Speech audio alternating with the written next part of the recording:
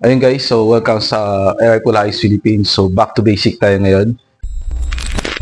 Ayun guys, hindi pa nakapag-subscribe sa ating channel, subscribe po kayo, Air Polaris Philippines since 2014. And shout out kay Darren Pumpirada sa pagpapadala nito. Okay.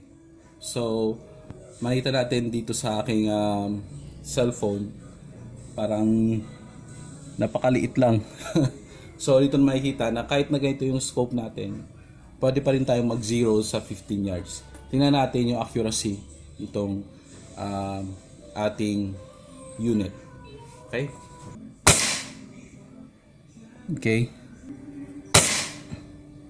Ayun, doon pa rin.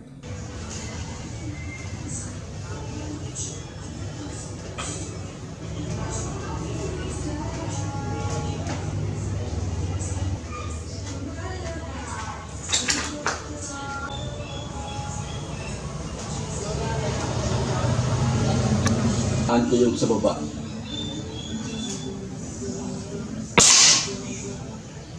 Okay. So, makita ninyo sa isang camera ko yung patama niya ay sa baba. No? Sa right side, sa ilalim. Okay. Second shot. Okay.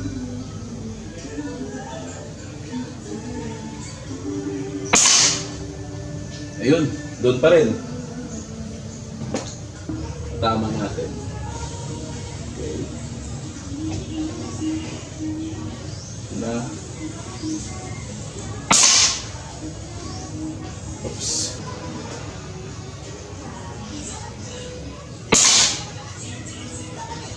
Isa natin tama. Tingnan natin sa mga. Lumayo. Okay, lumayo siya sa right.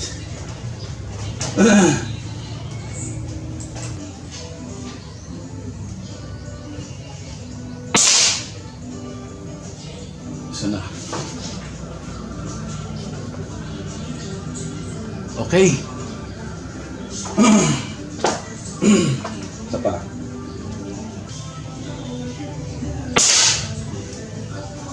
Right. Third shot.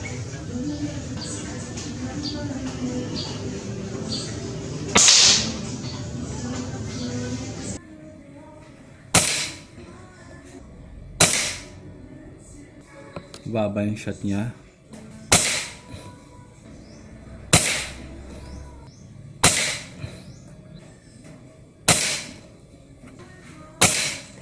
Okay. Yan, kung makita ninyo yung kanyang pataba. Yan o. So, swabbing-swabbing. Imagine natin ganito lang ka-exe yung scope niya. Hanggang dito lang yan. Walang magnification. So, yung tip ko dito is pag gumamit tayo ng pellet, dapat marami tayo isang batch ng pellets, okay? Para na hindi tayo mahirapan mag-zeroing. So, puntahan na natin yung patama niya. Okay, kung kumusta naman.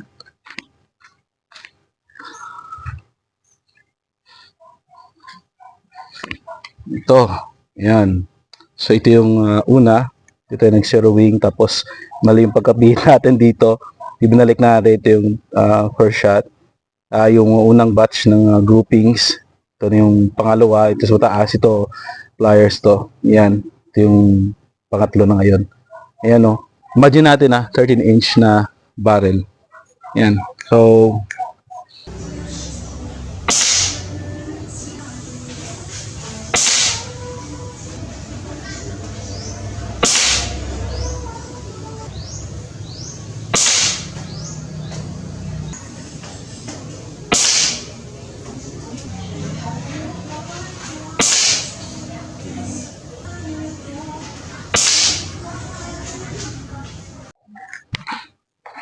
So yun guys, no, nakita na niyo yung ating basic ngayon, no, sa airgun.